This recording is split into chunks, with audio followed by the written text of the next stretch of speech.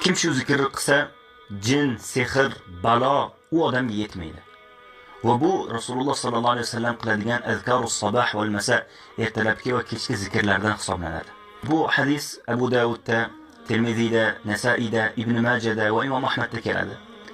Usman ibn Affan radhiyallohu anhu rivoyat qiladilar. Rasululloh sallallohu alayhi vasallam aytdilar: Kim bismillahillazi la yadurru ma'a ismihi shay'un fil ardi va la fis samai va huwas samiul alim deb ertalab 3 marta aytsa, unga hech qanaqa balo yetmaydi. Va kim buni kechqurun 3 marta aytsa ham, tonggacha unga bir balo yetmaydi dedilar. Shu duoni o'zimizga odat qilib olishimiz kerak. Men sizlarga o'zim tajriba qilib, deylik 20 yildan beri aytaman. Alhamdulillah qoldirmaganman va doim buni fazilatini